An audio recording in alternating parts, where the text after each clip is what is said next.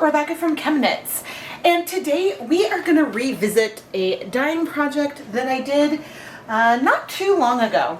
And we're going to add dry dye powder to non-superwash yarn while it is cool, and then dip dye it to watch the colors spread. But the difference between today's project and what I did in Dyepot Weekly 413 isn't just, well, the colors will be different, but I am going to add acid to one of our pre-soaks in advance.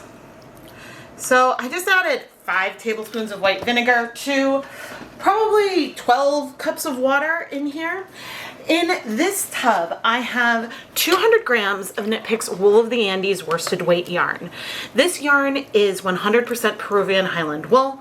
I also have 100 grams of Knit Picks Stroll fingering weight yarn, 75% superwash merino wool, 25% nylon, to use as a yarn mop for this video. In the second tub, we have no acid and just 200 grams of the Wool of the Andes yarn. It pre-soaked elsewhere. I just put it in its own bucket for this visual.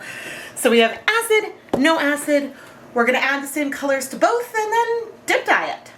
But before we go and show the colors, I want to give a huge shout out and thank you to today's lab partner, Addie. Addie, thank you so much for being my lab partner today, and I really hope you're going to love the way this yarn turns out. We are going to use 3 different Dharma acid dye colors today: Indigo Blue, Berry Crush, and Intense Iris. Now, depending on the amount of powder we add to the yarn overall, we may not end up with a very dark yarn. It may end up being more medium, probably not pastel toned, but more medium toned. But I don't know, I wanted to do something kind of purpley, and thought it'd be fun to play with this palette. Before we add the dye to the yarn, I wanted to make sure our dye baths were hot and ready to go. In each, I have 2 pots set up. In each pot, I have 16 cups of water, and I'm going to add, I think, 4 tablespoons of white vinegar. When I did this project last time, I found that the colors spread a lot, but I also sort of encouraged that, and so today I'm trying to start off with conditions that the colors maybe will spread still a ton. I would love them to spread, but I'm hoping to see a little bit more variation, very variegated yarn in the end. So we'll see what happens. We have our yarn with no acid, with acid, and then just off camera is the yarn mop. And I'm going to try to arrange this in the pan. We'll probably add colors to one side, flip everything over, add color to the other side. At least that's what I'm going to try to do. My tap water is slightly acidic, but you know, this is a condition that's similar to what we did last time, and so hopefully we'll have something that works. But even with my tap water on superwash yarn, where dyes do absorb a lot faster, with no acid I do see colors start to strike. Some pigments, some colors, not all. And so, yeah, but with non-superwash yarn this is exaggerated, because non-superwash yarn requires more acid, more heat, and time. Not necessarily a higher temperature, but just a longer exposure to the heat. But now I'm going to go put on my deluxe rubber respirator mask, safety glasses, and gloves, and we're going to start adding powder on. Okay, let's start with our Intense Iris. Now, one other idea that I had was to set things up like this, but to have 3 or 2 different skeins, and each one have just one color on them, but dip dye them at the same time. I thought that that would be really, really fun.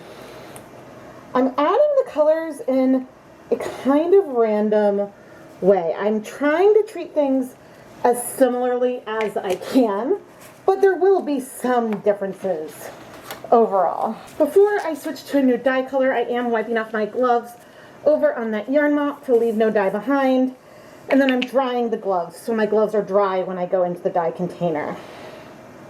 Let's add some Berry Crush. We're going to go at the top and the bottom. Intense Iris is a very bluish purple color. There's not a lot of pink in there, but Berry Crush is fairly pink. Oh, and it's very pigmented too.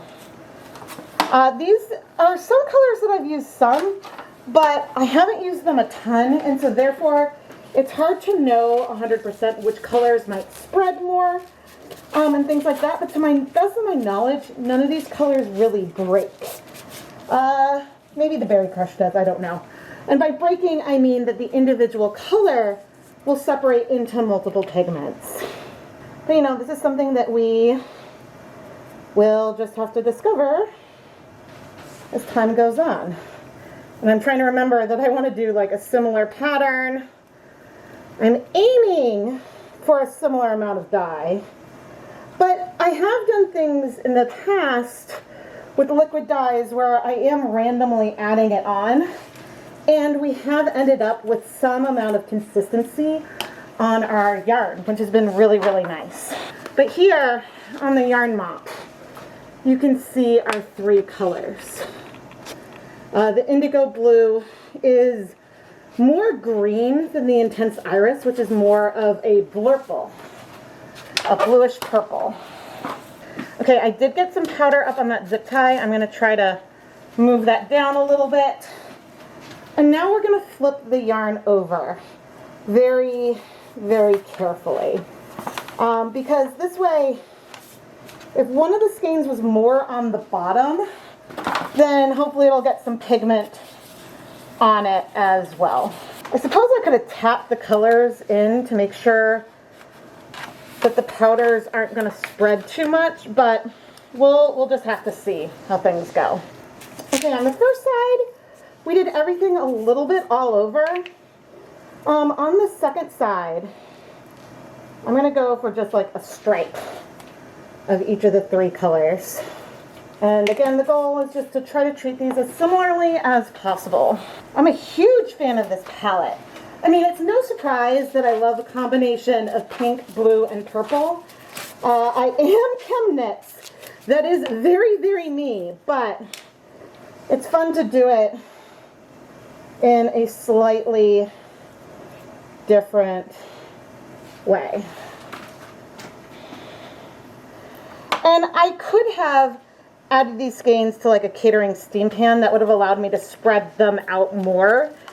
And so we would have had a little bit more control over the color placement, but these containers are going to be really easy for me to bring over to our dye baths. There's a lot of liquid in my yarn mop, and I know it's slightly off camera, so it's harder to see, but it's really, really pretty.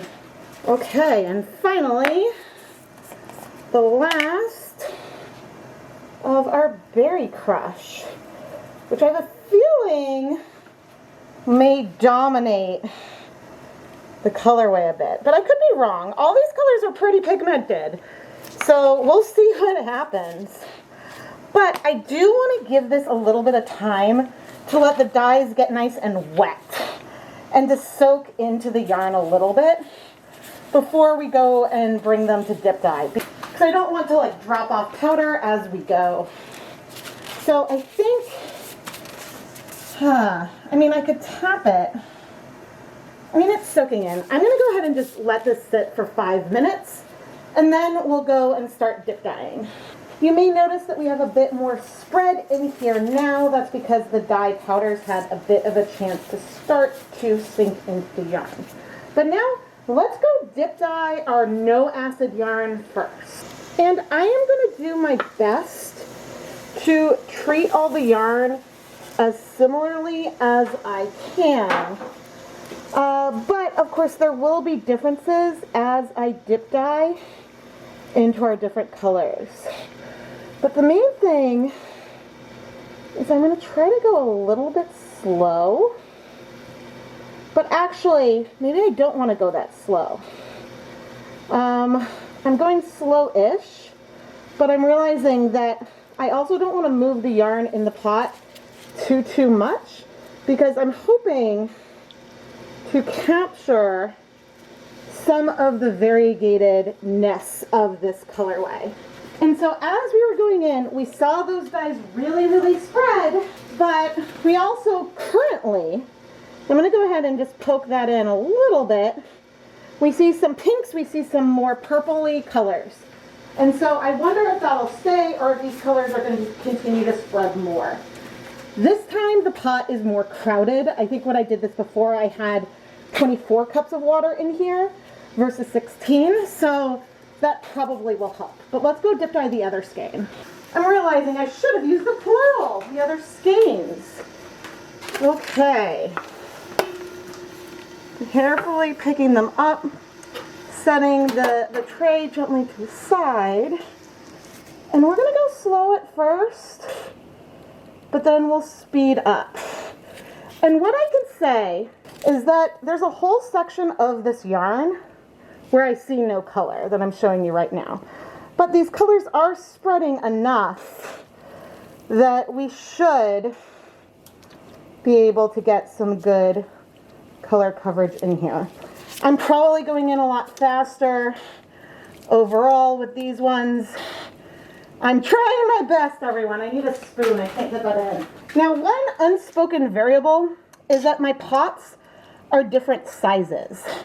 And so, for example, this pot, I'm trying to get the dye off the side, is a 12-quart pot. The other's 8.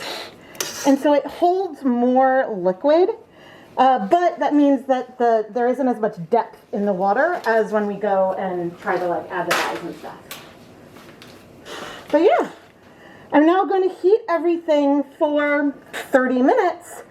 But I have to say, things are looking really similar right now. Don't forget the big pot, this was our with acid. You can see that this looks so similar to the other pot.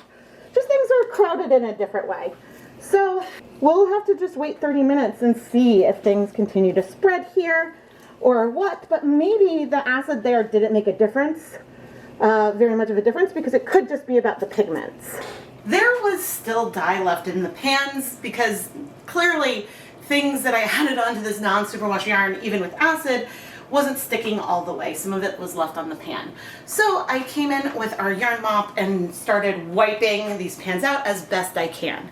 When squeezing the yarn mop, there is more of like a bright pink color that comes out. I think some of the blues are striking to this superwash yarn, even at room temperature, and then the pinks are probably gonna need more heat and time. But this is consistent with the color that we saw left behind in our dye pots. But now I'm gonna wait, and I don't know how I'm gonna heat set this yarn mop yet, but we're gonna wait to see what happens with our non-superwash yarn, and then decide how we're gonna finish this one off. But ooh, she's looking pretty. If we can't really tell a difference between the two different yarn pots, the one that had acid in it at the beginning and the one that didn't, that doesn't mean that the acid didn't make a difference, but what it means is that the pigments that you choose and the amount of dye that you're using make a big difference. And honestly, I think the rate that I dip it into the pot and how much I'm moving things and how much more crowded the pot is could make a bigger difference than anything else.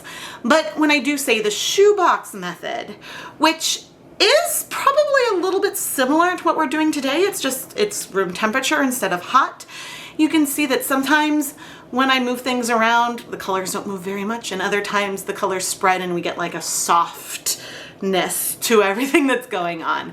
So it really does depend on the actual dyes that are being used. But anyway, Adi, I hope you're excited to see how this yarn turns out. I think they're gonna be a little similar right now, but I'm not mad at that because I love the little bit of variation that I see going on there. And while I have your attention, please subscribe and turn on notifications so you never miss a new video. I post at least twice a week, year round, plus we have bonus videos and live streams, and so they're just a lot of fun and you don't want to miss any of it. Okay, this is our pot that had no acid, and we're gonna move things now. All right, I'm seeing some pinks in there, but I definitely see variation in our yarn. I see more pinks and more purples, which is always awesome. I'm gonna add a little bit more acid. 2 tablespoons of white vinegar. We're gonna just pick this up and lower it, and let's give this 10 more minutes, and then we can remove the yarn to let it cool. But let's check the other pot. Okay, let's see how we're doing here. Also a little bit of pink left, and you know, they look very, very, very similar to me. Maybe some have some more light patches, but that honestly could be based on how it's dipped. So my hypothesis, and I'm adding more acid here too. My hypothesis is that having a more crowded pot probably made a little bit more of a difference than having acid in the yarn before going ahead and dip dyeing.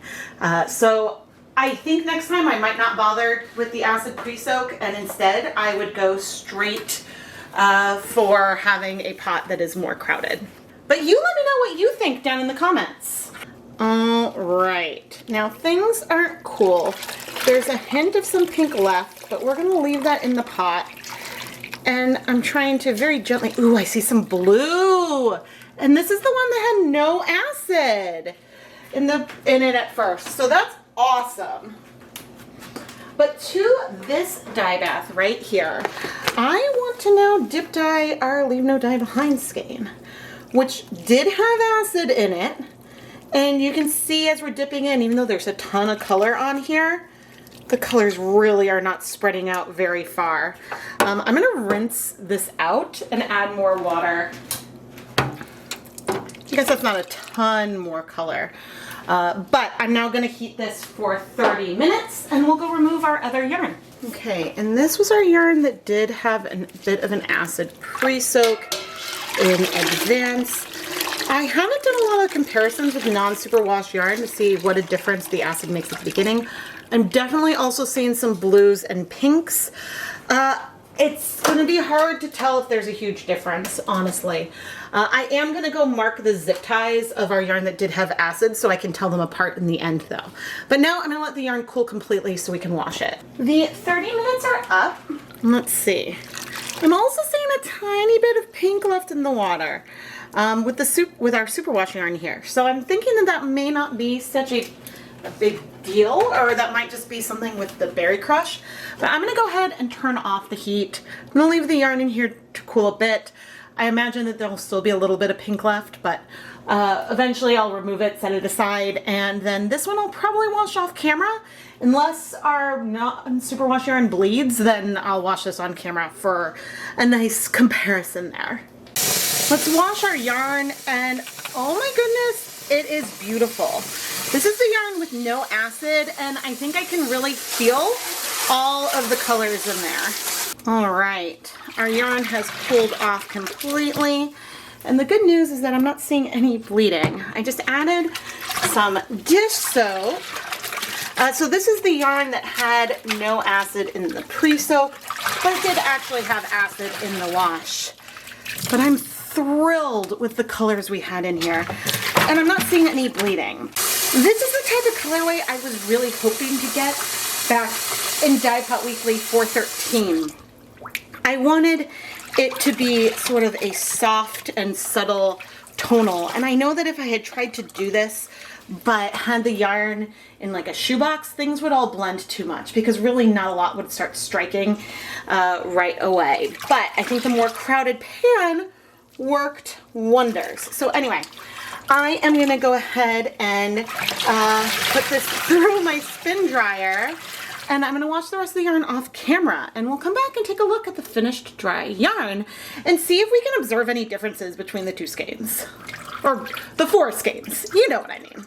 No matter what, I would say that I achieved the overall effect I was hoping for when we were dealing with yarn that had the acid pre-soak and didn't. The main difference that I see is that the color transitions over here where we had no acid at first are much softer overall. We still have maintained blues, pinks, and purples. But when we had the acid in the pre-soak, there are some like small segments of blue that are a little bit less soft, and that's not a bad thing. It just seems like the dye did not quite spread really as much. Although after saying all that, now I'm seeing little blue specks on both. So really the differences are very, very minor. Overall, I'm very happy with both the color coverage and the variation of color that we have in here. And I'm excited to do this more again. But I do think that the total water volume had a much bigger impact in the way our colors were turning out. Well, that plus potentially the pigments that we picked, but I know I want to play around with this more because I love the softness here and that there's still so much variation of color, both without and with acid in the Presoak. There are some dye lot differences between the two skeins from each method.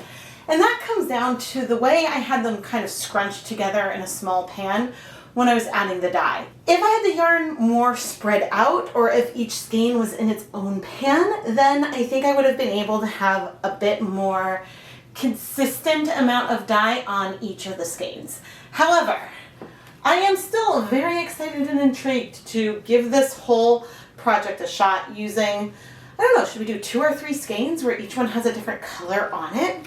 I mean, for that, it would make sense to do, maybe if I was even going to use these same colors, I would do the blue and the pink and not the purple, because that way we could see how much blending we got. So maybe that's the way that I should do it. And editing Rebecca, you should think about filming that soon, because real-time Rebecca is very, very curious about it. Our yarn mop is so beautiful, and I am really, really thrilled with how these colors combined together. You can see a little bit of, I think it was the Berry Crush here, in a slightly more pure form. It definitely got a lot more blue on our non-superwash yarn, but I'm going to need to play with these 3 colors together more in the future. Now, before I give our lab partner Addie another huge thank you, please subscribe and make sure you have notifications on and all the other YouTubey things. Engaging with the videos is the biggest way you can help support the content here. Addie, thank you so much for being my lab partner for today's episode of Dyepot Weekly. I know you really enjoy making felted bags, and I hope that this yarn will make something really beautiful. If you would like to learn some other ways that you can help support the ChemKnits Tutorials YouTube channel beyond subscribing and those YouTubey things, you can become a lab partner or just go shopping in the ChemKnits Creations Etsy shop. My shop is filled with hand-dyed yarn, and almost all of it has been featured in a YouTube video, which makes it, I think, pretty unique and a lot of fun. I am Rebecca from ChemKnits, and my favorite color is purple. And I still cannot get past this combination. I could be wrong, but I certainly don't think I've played with these colors together. Some of them are ones that I just have not used very much at all. And I'm so excited to play around more with them. Thank you so much for watching.